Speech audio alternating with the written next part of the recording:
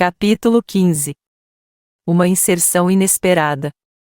25 de abril de 1955.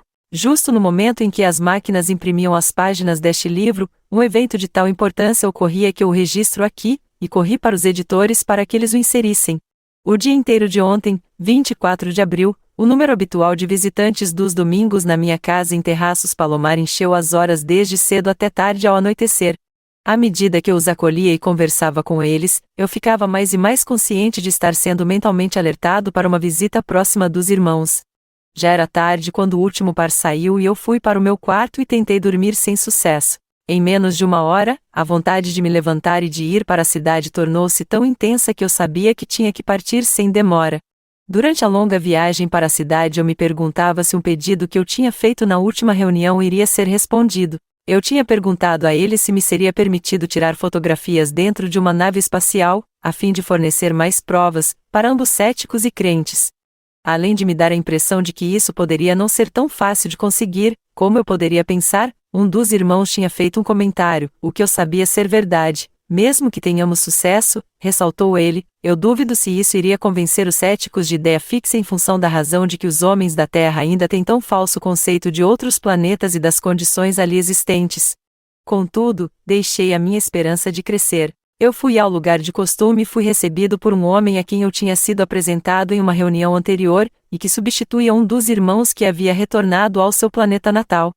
Sem perder tempo, fomos de automóvel para um lugar deserto, onde uma nave de reconhecimento, idêntica àquela do primeiro encontro, esperava por nós. Quando entramos na pequena nave, olhei para o meu relógio e vi que eram exatamente 2h30 da madrugada. Depois de me cumprimentar, o piloto perguntou se eu tinha trazido a minha câmera comigo. Evidentemente que eu tinha. Era uma pequena Polaroid que eu tinha comprado recentemente. Ele nunca tinha visto uma e me pediu para lhe explicar o funcionamento. Esta reunião foi organizada especificamente para satisfazer o seu desejo com relação a um tipo de fotografia que você mencionou em nosso último encontro, disse ele. Nós não podemos garantir nada por razões que ficará claro para você mais tarde, mas vamos tentar obter uma imagem de nossa nave com você no interior. Isso seria bastante simples se pudéssemos usar o nosso próprio método de fotografia, mas que não iria servir a seu propósito. Nossas câmeras e filmes são totalmente magnéticos e você não tem um equipamento na Terra que poderia reproduzir tais fotos. Portanto, temos de usar a sua e ver o que podemos conseguir. Fiquei tão absorvido em explicar o funcionamento da câmera para ele que eu não percebi qualquer movimento que ele tinha feito até que o homem que me encontrou me chamou. Aqui estamos nós. Olhando para cima, eu vi que a porta da nave estava abrindo. Então, para minha surpresa, vi que tínhamos pousado no topo de uma nave-mãe pequena. Pequena porque não era tão grande quanto qualquer outra que eu já tinha estado dentro. A escotilha através da qual o pequeno disco de reconhecimento em geral entrava na nave transportadora era visível, mas o meu amigo saiu da nave e me chamou para segui-lo. Andamos através do topo da nave transportadora e ultrapassamos a escotilha grande em direção de uma menor, que abriu quando nos aproximamos. Esta foi outra surpresa, pois eu não tinha ideia de que havia tal abertura nesses transportadores. Nesta abertura havia um elevador e fiquei muito feliz por ver Orton em pé sobre a plataforma. A seu convite eu entrei ao lado dele. O homem que havia me acompanhado através do transportador voltou para a nave de reconhecimento junto com seu companheiro com quem eu havia deixado a minha câmera. Este elevador era semelhante à da nave grande saturniana, descrita no capítulo 8. Nós descemos até perto do meio da nave, onde uma fileira de vigias era claramente visível em todo o comprimento de ambos os lados da nave. Aqui o elevador parou e descemos. Orton explicou que ele iria ficar na frente de um vigia e eu na frente do seguinte enquanto os homens tentariam tirar fotos de nós a partir da nave de reconhecimento. A nave de reconhecimento agora já tinha se movido a uma pequena distância. Eu reparei que os vigias desta nave transportadora eram duplos, com cerca de 1,80 metros entre as paredes de vidro exterior e interior. Estávamos em pé por trás das janelas interiores e não pude deixar de imaginar como eles poderiam obter boas fotos com a minha pequena câmera através de tamanha espessura de vidros. É muito difícil estimar tamanhos e distâncias no espaço, uma vez que não existe nenhum ponto de comparação, mas me pareceu que a nave de reconhecimento estava pairando a uns 30 metros da nave-mãe. De seu topo arredondado, ver fotografia 1, ela estava jogando um feixe de luz brilhante sobre a nave grande. Às vezes, esse feixe era muito intenso, e em seguida não tão intenso. Como as fotos mostram, eles estavam experimentando qual quantidade de luz era necessária para mostrar a nave-mãe, ao mesmo tempo penetrar pelos vigias para pegar na foto Orton e eu por trás dele. Enquanto isso acontecia, tanto a radiação da nave-mãe como da nave de reconhecimento tinha sido diminuída para um mínimo. Soube mais tarde que os homens foram obrigados a colocar algum tipo de filtro sobre a câmara e a lente de modo a proteger o filme da influência magnética da nave. Foi tudo uma experiência inicial e, como as fotografias o mostram claramente, distâncias variadas e intensidades de luz diversas foram tentadas. Aqui devo admitir que eu não tenho deixado de me censurar por ter esquecido de trazer um filme de reserva na minha precipitada partida para a cidade. Isto representou uma séria desvantagem para os irmãos, deixando pouca margem para o método de tentativa e erro que eles foram forçados a usar. Como os homens trabalhavam com a minha câmera, eles estudaram os resultados de perto. Talvez seja possível a eles de trazerem um acessório que irá produzir fotos mais detalhadas em alguma data futura. Certo tempo passou até que um sinal a partir da nave de reconhecimento indicou que eles estavam voltando para a nave transportadora. Eu vi o elevador enquanto ele subia até o topo da nave-mãe.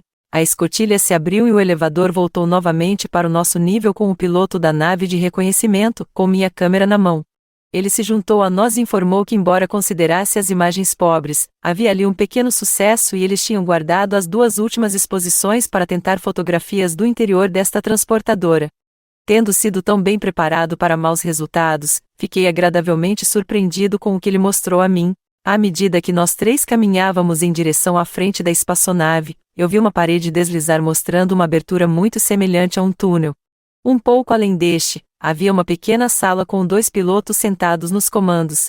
Devido à transparência da extremidade da espaçonave e dos mapas iluminados, havia ali muita luz e minhas esperanças aumentaram por conseguir uma boa imagem.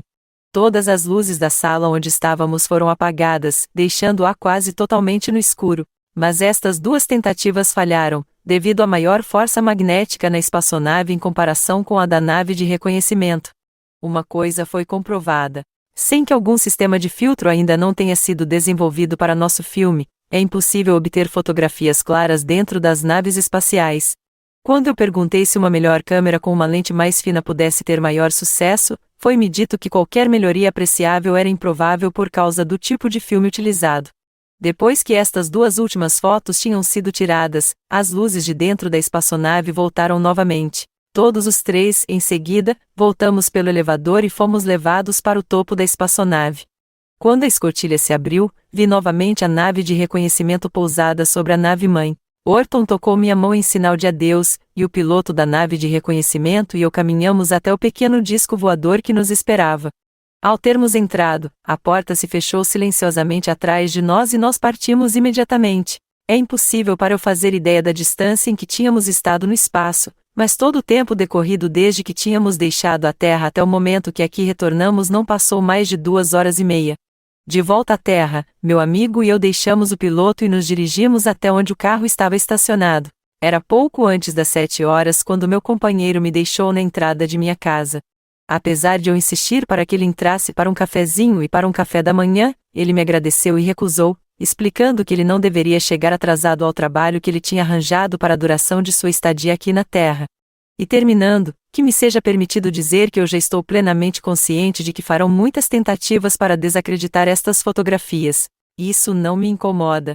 Todo homem é livre para acreditar ou não nas declarações, apoiados pelas fotografias, que estão presentes neste livro, mas que cada homem perceba que sua conclusão pessoal não altera em nada o fato de sua realidade.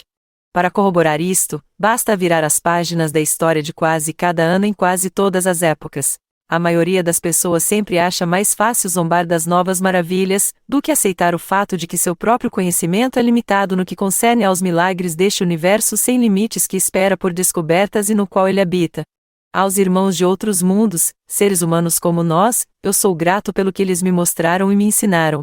Aos meus irmãos deste mundo eu relato, sabendo que muitos estão prontos. Como sempre, os céticos devem esperar isso, que para eles será uma prova esmagadora, de que o espaço foi conquistado por povos de planetas muito mais avançados do que o nosso. George Adamski, 1955